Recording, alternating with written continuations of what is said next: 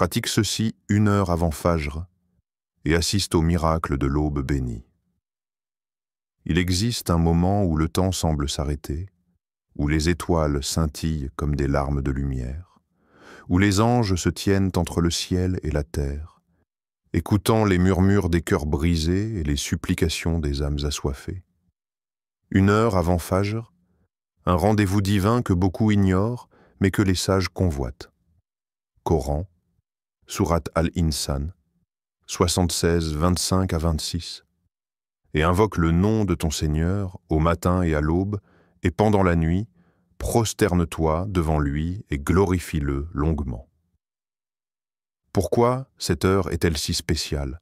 Parce qu'elle est le secret des prophètes, la force des pieux et le refuge des repentants. Et aujourd'hui, tu vas découvrir ce qui se passe vraiment lorsque tu te lèves avant l'appel de Fajr. L'heure où Allah descend au ciel le plus bas. Imagine un monde plongé dans l'obscurité. Tout est calme. Les rues sont désertes, les lumières s'éteignent une à une, et le silence envahit chaque recoin. C'est l'instant où le temps semble suspendu, là où les âmes dorment, perdues dans leurs rêves. Mais il existe un secret, un moment sacré. Le prophète a dit « Notre Seigneur descend chaque nuit au ciel le plus proche, lorsqu'il ne reste qu'un tiers de la nuit, et il dit « Qui m'invoque pour que je lui réponde? Qui me demande pour que je lui donne? Qui me demande pardon pour que je lui pardonne ?» Bukhari et Muslim. Ces paroles ne sont pas ordinaires. Elles ne sont pas seulement une narration du passé. Elles sont une réalité qui se répète, chaque nuit. Pause. Regarde le ciel, là où l'infini s'étend au-delà de ce que tes yeux peuvent percevoir. Imagine. Le Créateur des cieux et de la terre, celui qui connaît chaque étoile par son nom, celui qui ordonne à la pluie de tomber et au vent de souffler, descend à la recherche de celui qui l'appelle. Et toi, dors-tu pendant ce rendez-vous? Chaque nuit, alors que la plupart des gens sont plongés dans un sommeil profond, un moment de connexion unique s'offre à toi. Une occasion que peu saisissent. Pourtant, c'est là, dans cette dernière partie de la nuit, que les prières montent et que les portes du ciel s'ouvrent. Pense à toutes les fois où tu as ressenti un poids sur ton cœur, une douleur silencieuse que personne ne pouvait comprendre. Et si cette douleur était une invitation divine? Une invitation à l'appeler, à lui parler, à déposer ton fardeau devant celui qui ne repousse jamais une âme sincère? Tu as déjà ressenti cette sensation étrange, n'est-ce pas? Ce réveil soudain en pleine nuit, ce moment où ton cœur bat un peu plus fort, sans raison apparente, comme si quelque chose t'appelait, comme si une présence t'attendait. Et si c'était un signe qu'Allah t'attendait, qu'il descendait à ce moment précis, prêt à écouter ce que tu n'oses dire à personne. Les plus grands serviteurs d'Allah ont compris ce secret. Ils savaient que les bénédictions se trouvaient dans ces heures où tout le monde dort. Ils se levaient alors que les ténèbres recouvraient le monde, et dans la solitude de la nuit, ils parlaient à celui qui ne dort jamais. Et toi, combien de fois as-tu laissé passer cet instant sans même y prêter attention? Allah descend, chaque nuit, il t'appelle, il attend ta voix. Que répondras-tu à cette invitation? Un homme du temps du prophète était connu pour ses péchés. Une nuit, il entendit un verset du Coran qui lui transperça le cœur. Il se leva en pleurs, se lava et passa le reste de la nuit en prière. Au matin, il alla voir le prophète et lui dit « Ô messager d'Allah, j'ai passé la nuit à demander pardon à mon Seigneur. » Le prophète sourit et dit « Allah a déjà pardonné tes péchés. » Cet homme devint par la suite l'un des plus pieux de sa génération.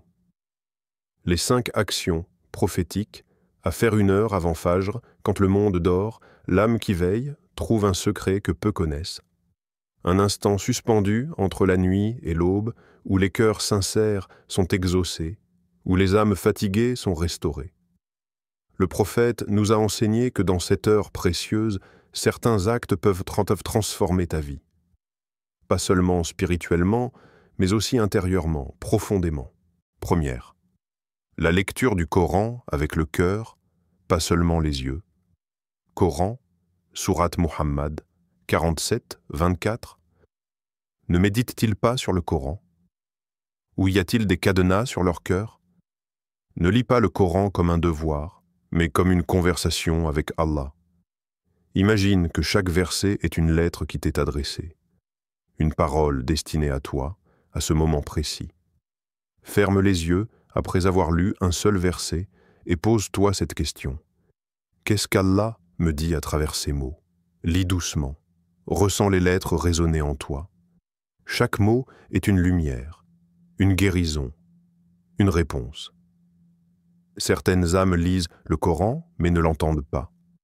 D'autres le méditent et leur cœur s'éveille. À quel groupe veux-tu appartenir? Deuxième, le dhikr qui transforme les ténèbres en lumière, hadith, Tirmidhi. Les mots les plus aimés d'Allah sont Subhanallah, Alhamdulillah, La ilaha illa Allah, Allahu Akbar. Même si elles sont plus légères que la montagne, elles pèsent lourd dans la balance. Il existe un secret que les sages connaissent, un moyen de chasser la tristesse, de remplir le vide intérieur, d'éclairer les ténèbres de l'âme. C'est le dhikr, mais pas n'importe quel dhikr, pas des mots murmurés sans conscience, mais des mots récités avec le cœur, avec présence. Dis avec moi, Subhanallah wa bihamdihi, 100 fois, et tes péchés s'effacent, même s'ils sont comme l'écume de la mer. La hawla wa la quwwata illa billah. Ce n'est pas juste une phrase, c'est une clé du paradis, une force invisible qui t'élève au-dessus des épreuves. Et si ces mots devenaient ta respiration, un baume pour ton cœur fatigué? Troisième, l'istighfar, la pluie qui lave les péchés. Coran, Sourate Nur, 71, 10 à 11. J'ai donc dit, implorez le pardon de votre Seigneur, car il est grand pardonneur, pour qu'il vous envoie du ciel des pluies abondantes. L'istighfar n'est pas qu'une parole, c'est une porte qui s'ouvre vers une vie meilleure. Le prophète a dit, « Celui qui s'habitue à demander pardon, Allah lui ouvre une issue à toute détresse. » Une issue.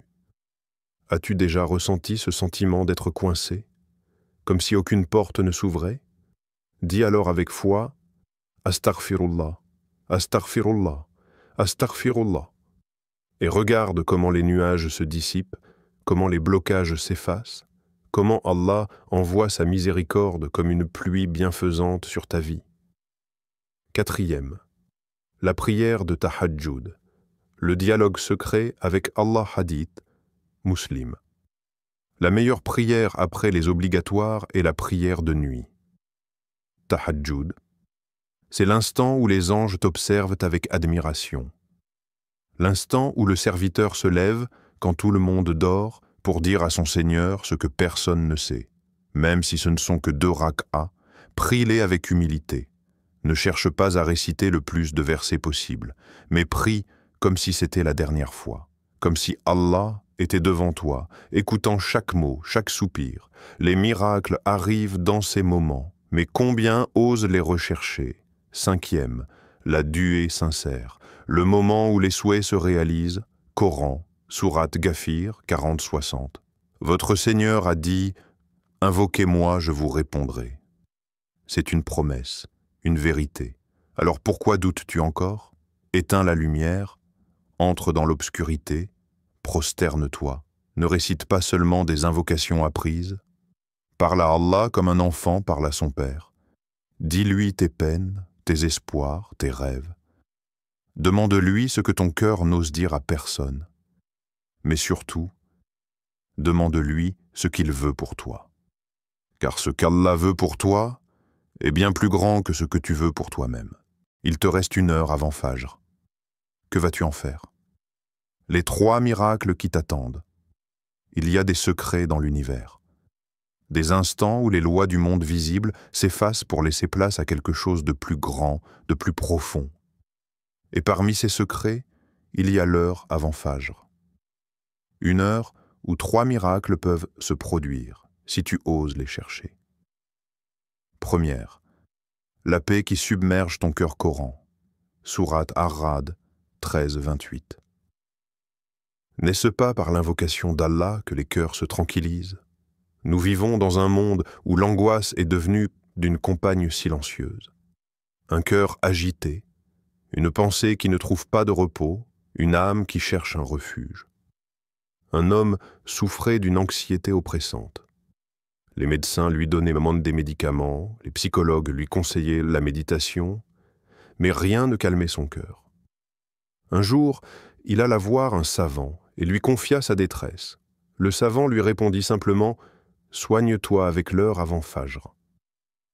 L'homme ne comprenait pas, mais il essaya. La première nuit, il se leva, s'assit dans l'obscurité et murmura doucement « Allah ». La deuxième nuit, il lut un verset du Coran et médita sur sa signification.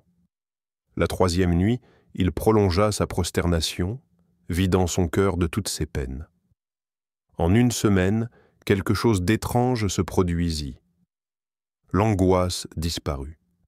Son cœur, qui était une mer agitée, devint un lac paisible.